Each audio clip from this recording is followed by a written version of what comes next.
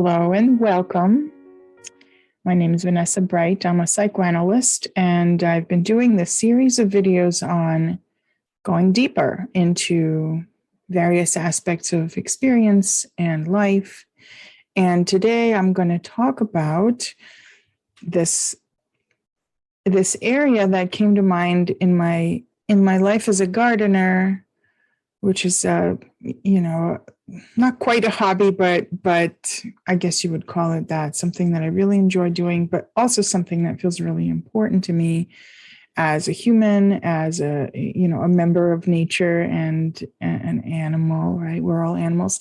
So this is not going to be a gardening video at all. It's just how I came to this question. And so one of the things that I do is I find mentors, right? And I find teachers. So some of those, or I would say most of those, are people on YouTube who are master gardeners and who know how to do this, and from whom I am learning. And one of them was still Jess from Roots Refuge, who I mentioned in the first video. I just adore her. She really changed something about my awareness of gardening on a very, very deep level.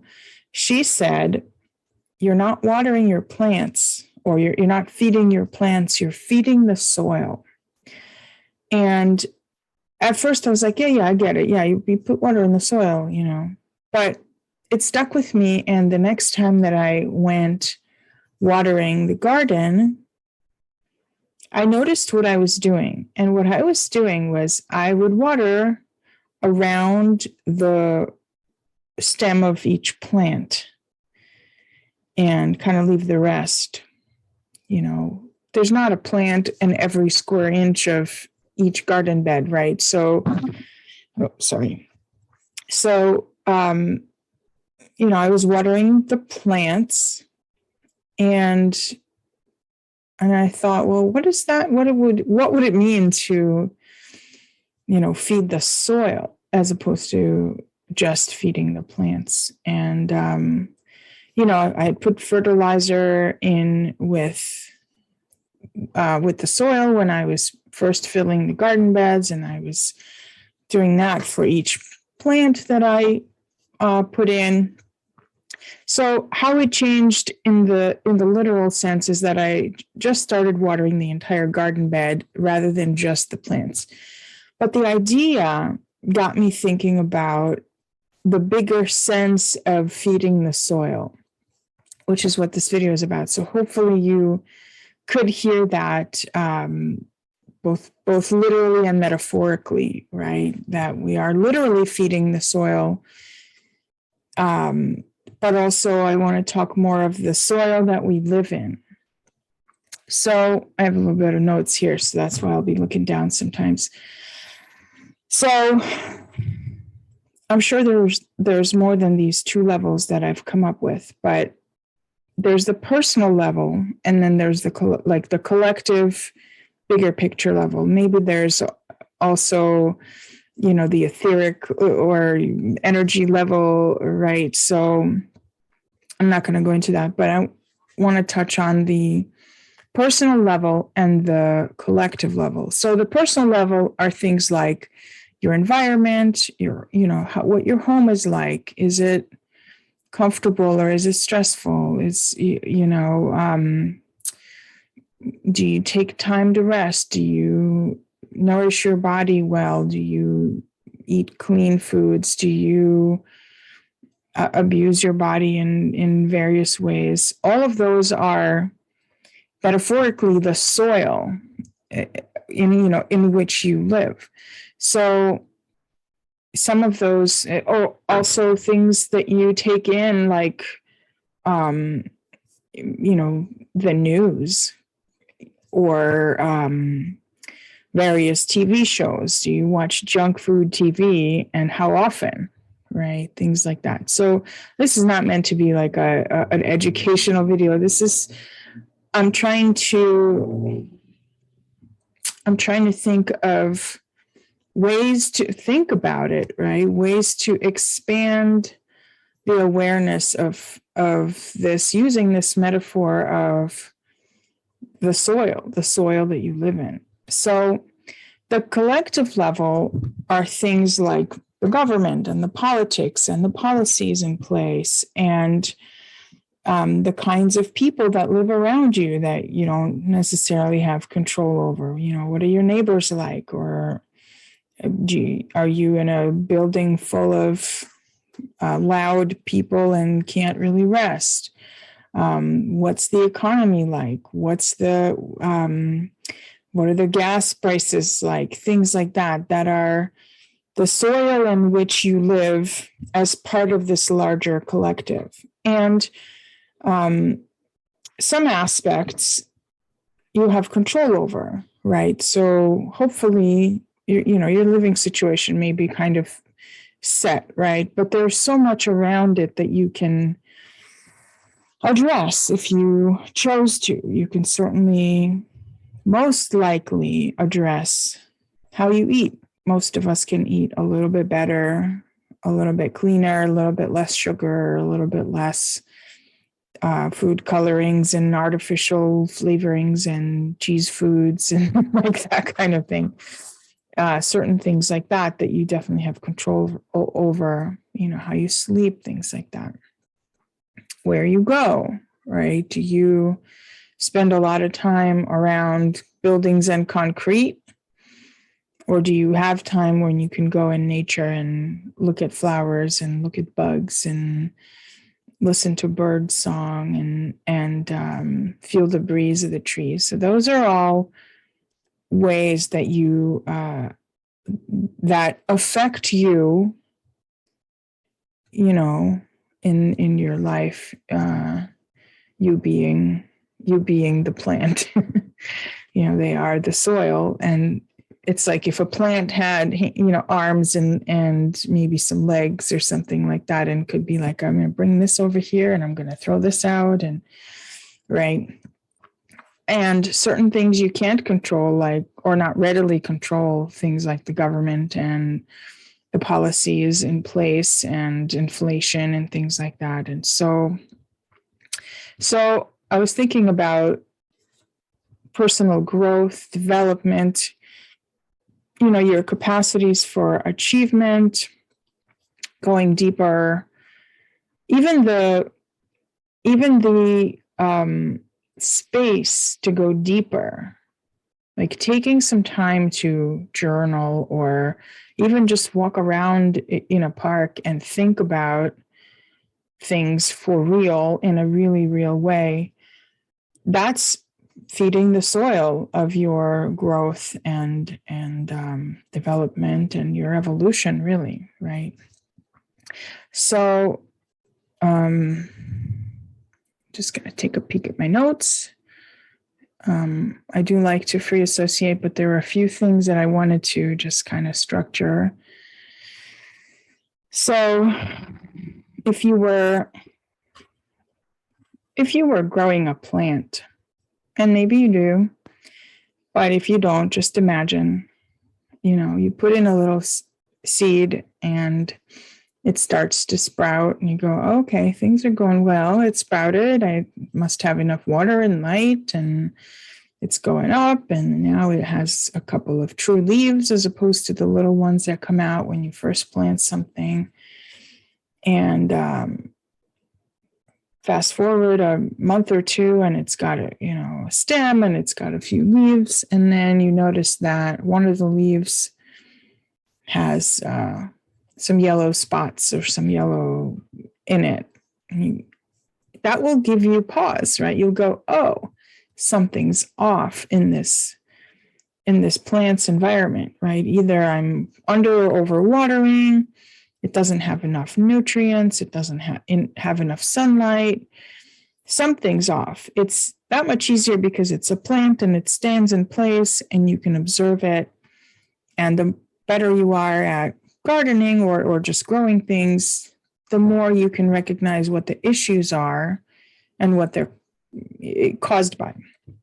But anyway, even if you didn't know any of that, and all you know is this plant has a yellowing leaf, you know that something's off in its environment, right? And even here, I'm using the sense of soil as a metaphor, even though there's literal soil, but I'm kind of lumping in sunshine and whatever else, support, right? Sometimes plants need support to stand up straight or to just be able to root better.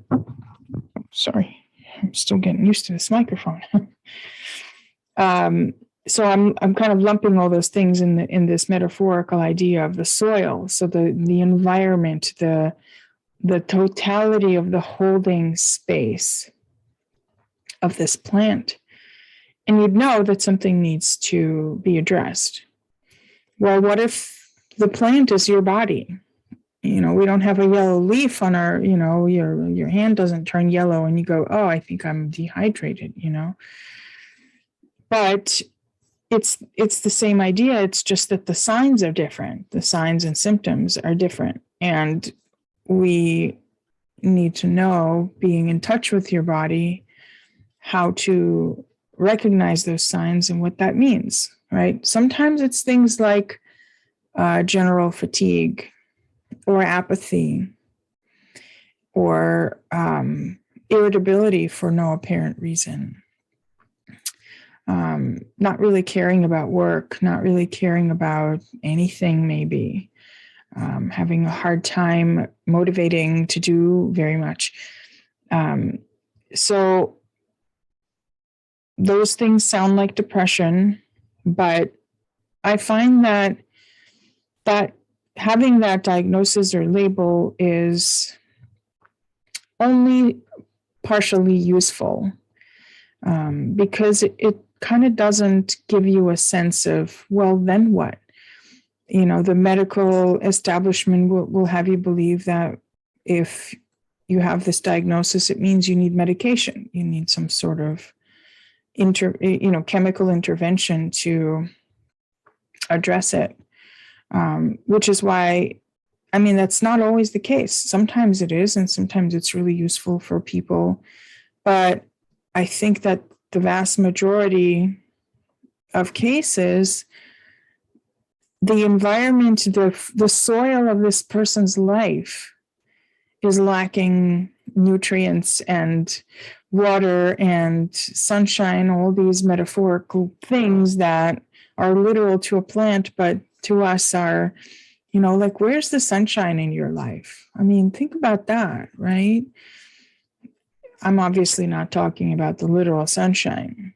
Are there things that help you feel, warm and nourished and lit up, right? Where's the water? Where's the substance and the sustenance and the moisture of the holding space? If there is no moisture in actual soil, it crumbles. It falls apart. The roots of a plant actually, if there is moisture, they hold the soil like together. If you've ever moved a seedling out of a little pot into the soil and you pull it out, the whole thing holds together with the roots because there is enough moisture there, right? So where's that in your life? So this idea has really been useful for me to think about the soil of life, and things are, I keep saying this, but hasn't stopped being true. Things are really uncertain and challenging out there right now, and the cost of natural gas is going up, and just gas is going up, and food prices and everything like that. And so the soil of our bigger collective environment is very, very unstable right now. And it almost seems like the powers that be want it that way or don't care that it is that way. the rich are getting richer, and that's fine for them. And, who cares if the rest of us crumble away and whatnot. And, but I think it's useful to think of it this way, where the collective level of the soil that we live in is crumbling, is really unstable, unsteady, toxic, maybe poisoned, maybe just really unsettled and uncertain as to what's to come, right? So that has an impact on your personal level and your personal, the choices that you make in your daily life that affect the way that you make your choices, the way that you make your decisions on this personal level. I don't know how to put this. I don't know why I got all tongue-tied. So let's see if there's anything else I want to say about it. I just took a peek at my notes, and I wrote down that, plants can handle a certain degree of stress, a little bit, right? A little bit underwatered or a little bit chewed up by a bug or something like that. Sometimes these little stressors actually make the plant a little stronger, a little more resilient. Sometimes it actually makes the plant tastier when you do collect it and harvest it and eat it. Like any of the kale and broccoli and things like that, they actually get sweeter after they've been through a light frost, things like that, right? So think about that for us humans, where a little bit of stress, a little bit of, obviously it's not something you'd invite as oh, let me feel stressed out. But let's say a challenge you put for yourself, right? That's like a minor stress, and hopefully you titrate it, you balance it so that it's not so overwhelming that it either triggers you or it makes you give up. But I'm talking about just the regular stressors of life. If you've dealt with a flat tire on the side of a road, that's pretty stressful. But having gone through the experience, you now know what to do.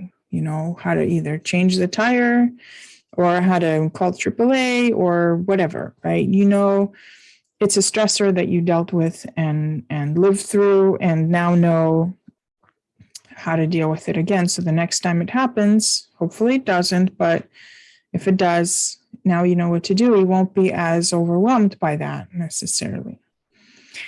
So little stressors like that help us be more resilient and find the strength in yourself to handle it and to grow through and to go, wow, I didn't think I could go through that, but here I am. I got through it. People who go through, I don't know, like recently with COVID, right?